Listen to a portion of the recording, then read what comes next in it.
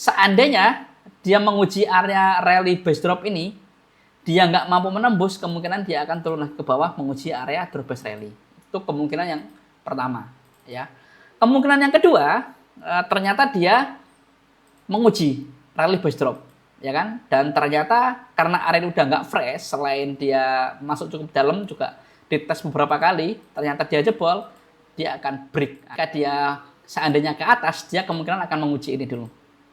Nah, seandainya ini nggak mampu dia tembus, dia akan turun ke bawah menguji area prozone lagi. Kalau misalkan prozone ini ketembus, ya dia akan ke bawah.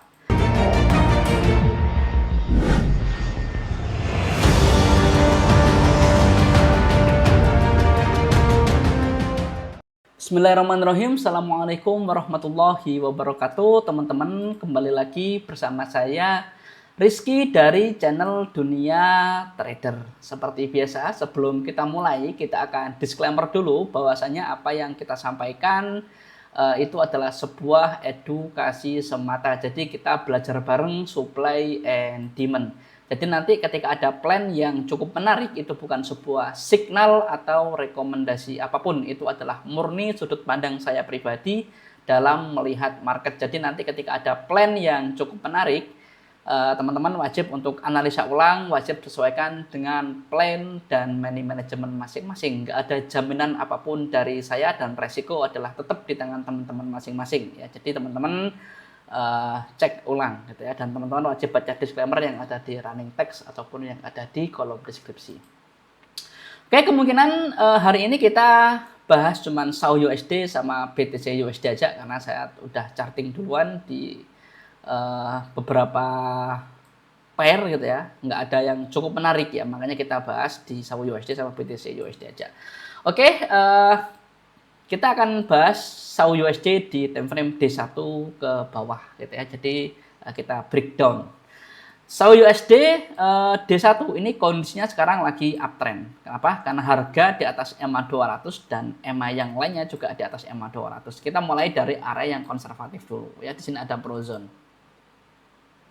Kita akan tulis ini prozone.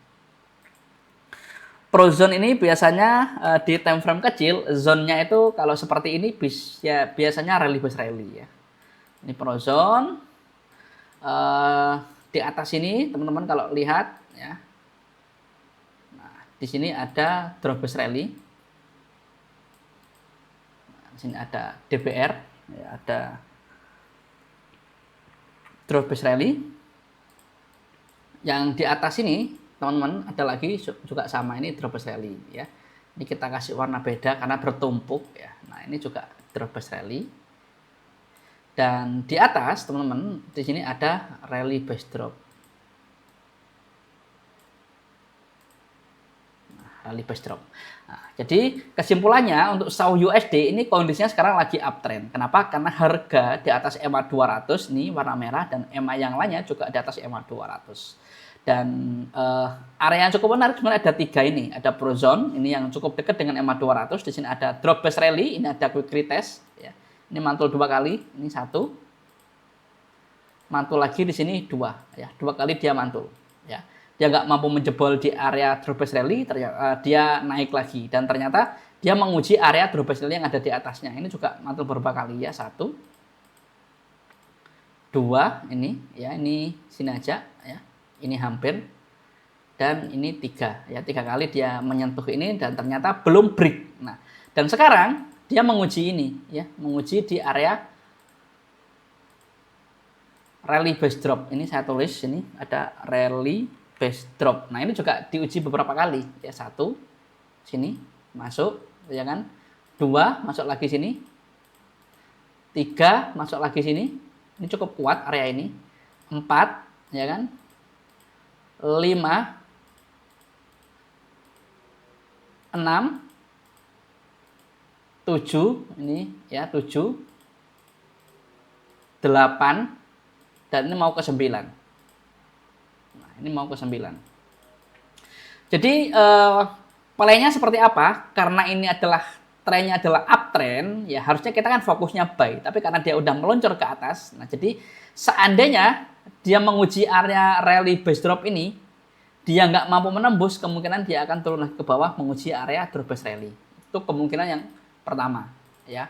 Kemungkinan yang kedua, ternyata dia menguji rally base drop, ya kan? Dan ternyata karena area udah nggak fresh, selain dia masuk cukup dalam juga dites beberapa kali, ternyata dia jebol, dia akan break. Nah, ketika nanti break, kemungkinan harga SAU USD, harga emas bisa melambung jauh lebih tinggi. Jadi ini adalah cukup krusial, gitu ya, cukup krusial.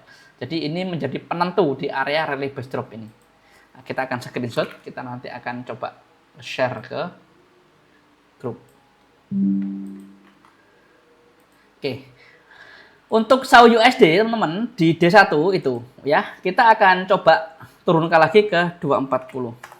Nah, di 240 coba kita akan hilangkan biar nggak bingung. Nah, di 240 ini sekarang kondisinya lagi sideways, lagi nggak jelas ya. Kalau lagi nggak jelas seperti ini, maka kita nggak ngapa-ngapain ya, kita nggak ngapa-ngapain. Ya. Di sini kemarin ada rally base drop ya. Ini kita nggak punya plan, cuman saya menjelaskan kenapa dia bisa mantul di sini. Nah, ini kenapa dia bisa mantul di sini. Kalau teman-teman cek di sini ada drawback rally. Nah, ada drawback rally. Kita nggak punya plan di 240 ya. Coba kita akan turunkan lagi ke 60. Di 60 juga sama ya. Harga di atas EMA 200 tapi EMA yang lainnya masih di bawah. Artinya kita nggak punya plan ya, trennya lagi nggak jelas. Kita nggak tahu mau ngapain untuk di H1. Kita akan turunkan lagi ke M30. Di M30 ini kondisinya udah mulai uptrend ya, udah mulai uptrend, cuman masih belum terbentuk. Juga kita nggak punya plan yang cukup menarik untuk di M30 ya. Kita akan turunkan lagi ke M15. Di M15 ini kondisinya sekarang lagi uptrend ya, karena harga di atas EMA 200 dan EMA yang lainnya juga di atas EMA 200 ya. Jadi area yang cukup agresif itu ada di sini. Ya, di sini ada drawback rally.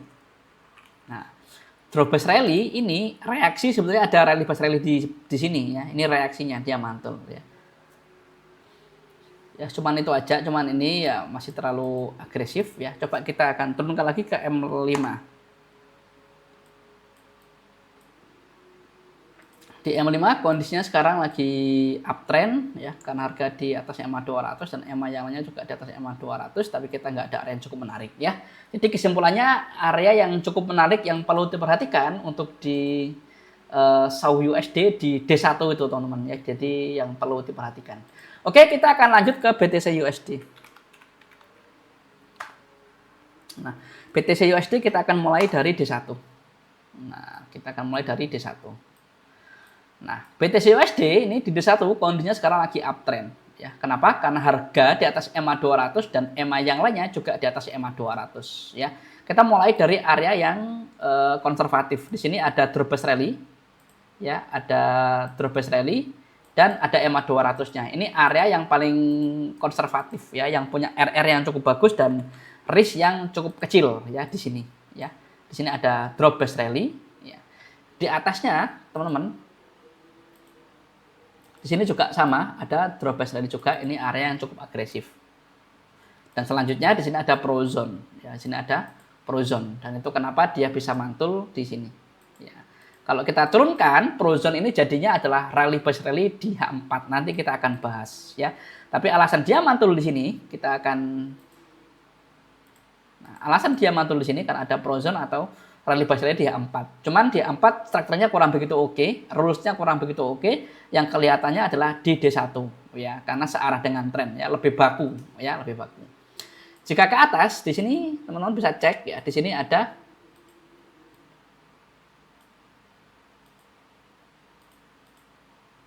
rally base drop. Nah, di sini ada rally base drop ya. Jadi nanti ketika dia seandainya ke atas, dia kemungkinan akan menguji ini dulu. Nah, seandainya ini nggak mampu dia tembus, dia akan turun ke bawah menguji area pro zone lagi.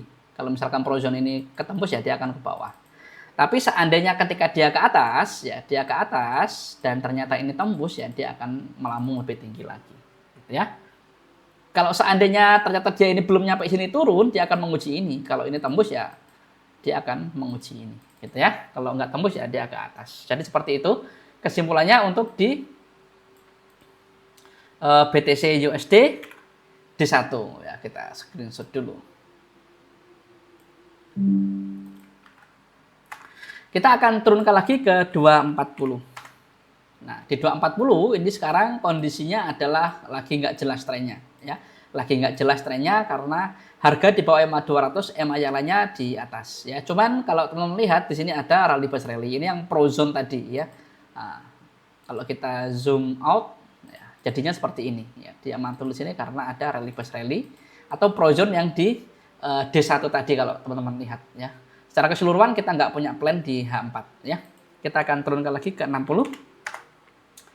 Di 60 ini sekarang kondisinya lagi downtrend karena harga di bawah EMA 200 dan EMA yang lainnya juga di bawah EMA 200, tapi sayangnya kita nggak punya area supply and demand yang cukup oke di sini ya. Makanya kita nggak ada plan ya di H1. Coba kita akan turunkan lagi ke M30.